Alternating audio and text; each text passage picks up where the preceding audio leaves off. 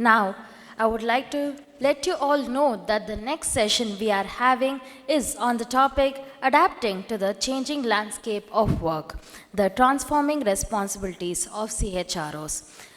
Mr. Vikas Maheshwary, Global HR Transformation from Biocon Biologics, is a seasoned global HR professional with over 25 years of experience, excels in high growth and restructuring situations, leading HR transformation at Biocon Biologics, fostering diversity, digital culture, and ESG frameworks. Can we all invite Mr. Vikas Maheshwary on the dais?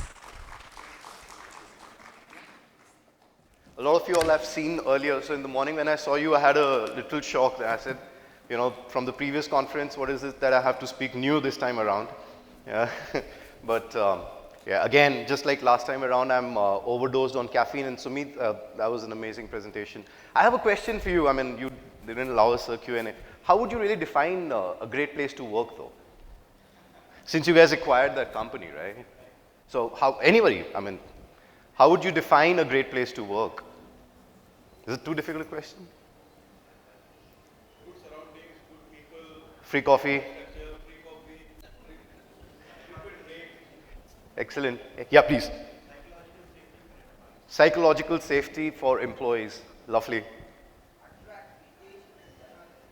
Yeah, develop them, attract appropriately, retain them.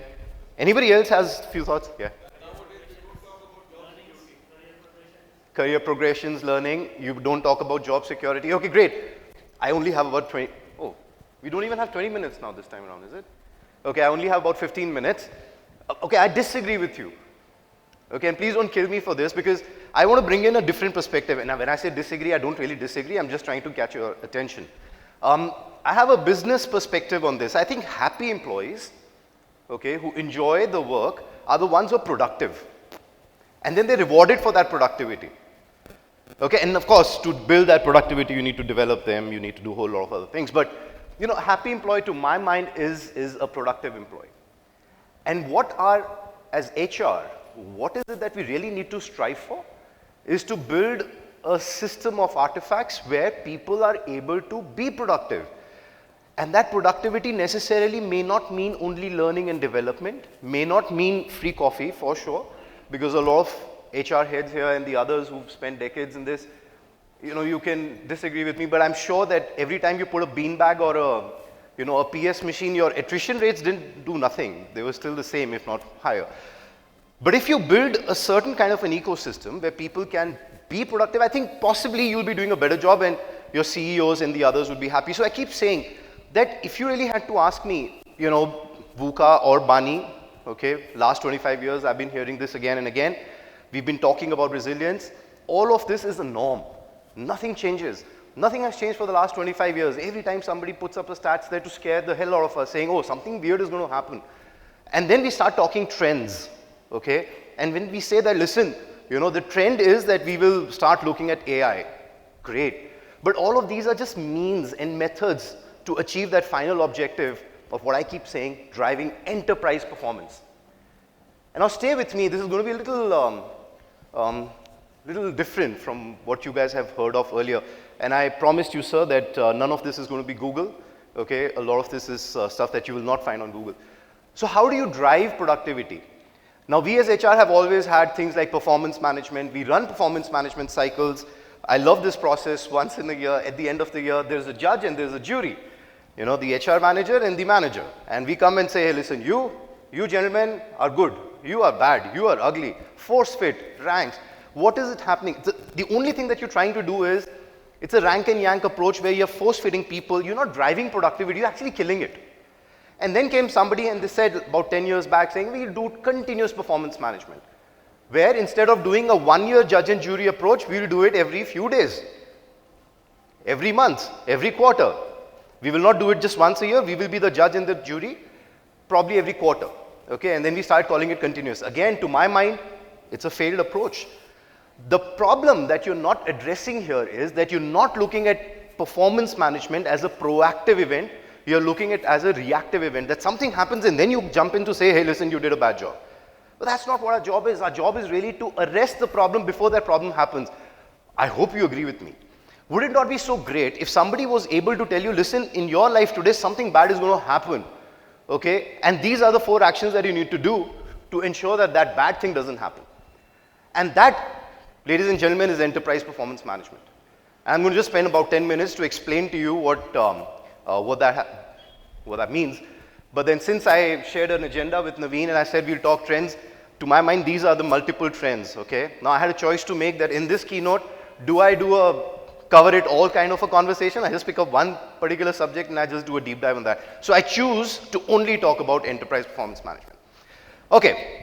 I'll give you a use case so that you are able to understand enterprise performance management a little more in detail. Assume that you were a salesperson, okay? And I come from a pharma background, as in pharma industry. And we have these MRs and, these sales folks who go and meet the doctors. Now imagine if in the morning at about 8:30, I was able to get a nudge on my mobile saying that, Vikas, you have a daily run rate of about 100 dirhams or $100, and you're not going to be able to achieve it. Okay, for certain reasons, it's going to be only 80 dirhams, $80, all right? Now this $20 you can protect if you were able to get in touch with Yogesh and speak to him because he in his funnel has 4 extra leads. And if you were able to convert them, you could possibly protect your 100 dirhams. Now, when you get this kind of a nudge, your life becomes simpler. Now let's go into a different use case. So I was in retail for a very long time and we built this. So I was in Dubai, and then we have this Ibn Battuta mall, and we have a big store there, and every morning the store manager would get a nudge on the mobile saying that, Mr. Store Manager, you're going to have a heavy footfall today, okay? But you know what? You don't have enough staff to fulfill that. Why? Because a lot of these people are on leave, okay? However, and I know why you're smiling, because a lot of this I believe you guys also have taken care of in your product, but imagine if I was to get that nudge that from a mall of Emirates stores, where the footfall is going to be less, there are 4 people who can potentially be coming to your store. If you're okay with it, click here. You click. Automatically, a notification goes to the transport desk. The transport desk, instead of dropping those guys in the morning to Mall of Emirates, drop them to Ibn Battuta. And here is your problem solved. Now go a little further. At about 4:30 p.m. in front of Ibn Battuta Mall, there's a huge accident. And this is real, guys. There's a huge accident, and there's a huge traffic jam and whatever. And therefore, people are not coming to the mall. So for the next 2 hours, the footfall expected to the mall is going to be extremely low. So again comes a notification saying that, hey, listen, you will have a crisis here. However, click here, speak to the marketing manager. The marketing manager launches a SMS or a WhatsApp or an email campaign to drive e-commerce business. So for the next 2 hours, whatever sales you will not have because people are not coming, are protected from somewhere else. Now, these are real use cases. None of this is fancy. And that's what enterprise performance management is. Now, what are you doing as HR people? You are creating these use cases and user stories in your organization where you're helping people to become productive, which I said is the real core of what our jobs are. And people will love you for that because then they are ensured that their KPIs are met, okay, and then they get rewarded. Now, the problem is if you don't reward them at the end of the year, then you have a bigger problem in hand and back to attritions and back to retention problems and all of that. The way to do this, okay, the start point to my mind is the KPIs, all right? We all suffer with that. We do not have KPIs which are appropriately written. We have KPIs. I remember in this organization that I was working with, the KPI somebody had, a senior leader. I will move the needle on my performance this year. That's a goal. That's a KPI that this person is chasing with a 30% weightage. How do you measure this? The best way to do this is that start from something as simple as set clear KPIs. So the traditional exercise of strategic goals, and then you drive KPIs, smart KPIs from all of that, and then you cascade, align, etc., but add one more component there, and that's called building causality. That if your goals are not talking to each other with a cause and an effect relationship, you've not done a good job. So you should, at any point of time, know that if a certain KPI, okay, the performance on that KPI dings, then what is the impact on the entire value chain? This is a consulting exercise. This has got nothing to do with tech, all right? So you start from there. Once you have the goal trees established or the KPI trees established with causality, with cause and effect, then comes the next part of how do you create an ecosystem which is full of technology where the system is able to understand that if a KPI of raw materials, let's say I was expecting some raw material, didn't come on time, what is the impact across goal trees? As you can see, and therefore what is going to be the impact on production throughput. Now you can take it further to say what is going to be the impact on sales eventually. And this does not come to you if something happens here. There's an immediate notification and nudge that goes to all the holders of these KPIs across. So you don't have to wait for an event to happen here. That my production throughput has not happened. Why? Because something happened here. Something you will realize only after about 8-10 days. But you are able to arrest the problem the minute it happens and then take corrective actions.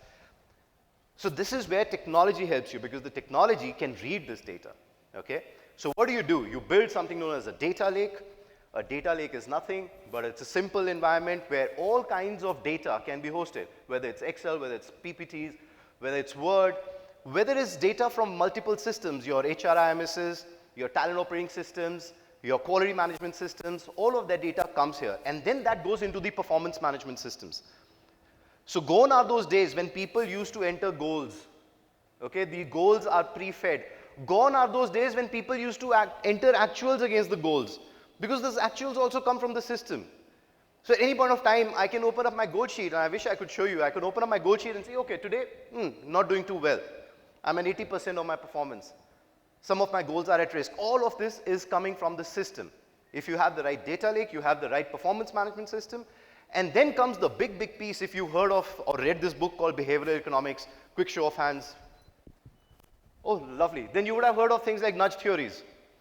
Yeah? And then comes this whole science of, how do you nudge people to take an action? And those nudges are basic. They come on your chatbot and they inform you. So you are looking at not just predictions that something is going to go wrong, but you're also looking at prescriptions that because this is going to go wrong, what is the action that you should take? And that's the prescriptive layer that you build. Okay. The problem with these 20 minutes, 15-minute TED Talk kind of formats is that, you can only talk so much and you can only share so much. So I have tried to give you a thought starter, okay, to start thinking and performance management a little differently. And if you go back to your offices and say, hey, listen, from next year onwards, there's no more continuous performance management. There's proactive performance management. And you're not just managing HR problems, you're managing business problems. Okay, and you're building the ecosystem for the leader to be able to drive the right kind of behavior and the right kind of productive throughputs. I think you would have done a great job. So that's it. Okay, as I said, I love my deadlines. So I have about 3 minutes. If you have any questions, we can use that for Q&A, which Sumit didn't allow you an opportunity for. Yeah. No? Too heavy? Yeah, please. I'm Raj Shekhar.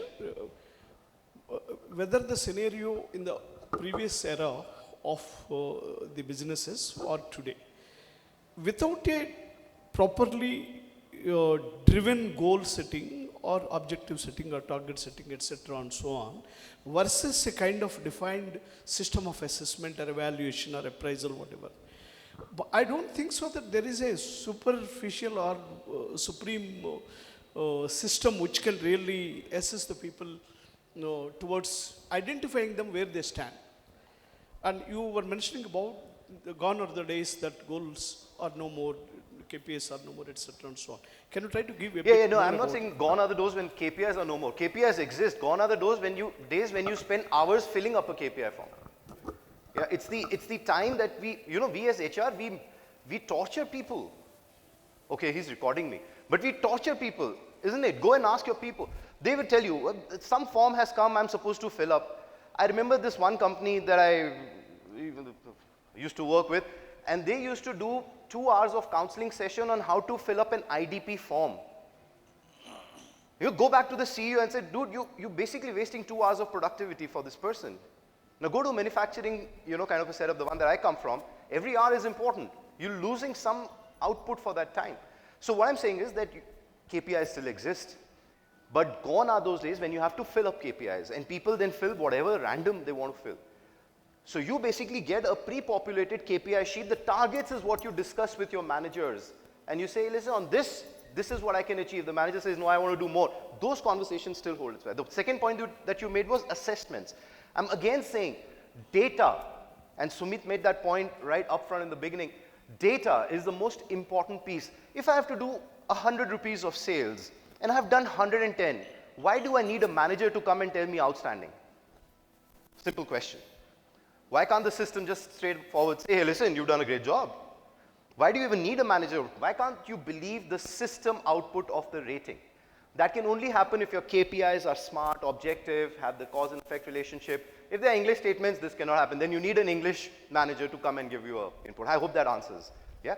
Sorry, ma'am, please. Yeah. Can I? Yeah, please. Yeah. My name is Sundarajan. You gave a very good compact in 20 minutes. You know, it's most challenging. What I want to know is 80-20. 80% of the organizations, including HR, are reactive and they are not proactive. And 20% of the organizations have KPI, and the problem is data and tracking it, which a performance management system has to mature than being reactive. So the hybrid model of development of people is extremely important. True. So and this approach of KPI and tracking is top-down approach. So what's your experience? No, you're absolutely right. I mean, when I was looking for a system like this, like you said, there's only 20% of the organizations who are mature enough to understand this, and there are only a handful of technology platforms that enable something like this. It was a nightmare.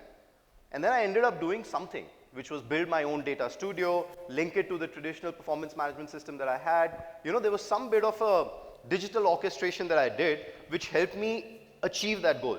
But you know what? You spoke about Pareto. There are only 20% of the organizations who are successful as well. I mean, the rest are still struggling. The reason they're struggling is because they're not doing what the other 20% are doing. So you got to choose whether you want to be on the 20 or the 80% side. But I'll tell you what, this is more consulting. This is more HR than it is tech. You also know it that when you go back to your organization and you do a goal audit, half those goals don't make sense. 70% of those goals don't make sense. Let's start from there. That's something which is in our control. Okay, and that's where we need to have a subject matter expertise who understands the line of business. That's where a lot of HR leaders say that, please understand business. I mean, we still kind of get stuck in our attrition and the other goals, but we need to understand, the entire value chain in an organization, construct goals around that. Once you have that intelligence in play, even an Excel can solve that problem for you then. Okay, but the problem is that we don't understand our KPIs. Sorry, ma'am, there's one question at the end. Yes, please. Hi. So for the first question that you asked, right, what makes employees, I mean, your answer was that a happy employee.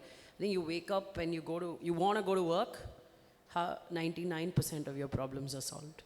But having said that, most of your explanations you've given is very quantitative in nature. It's always impact driven. But right now I've taken an approach, or a lot of us are learning that, saying that, work at a level of significance. Don't look at the output. Do your best. See what comes up.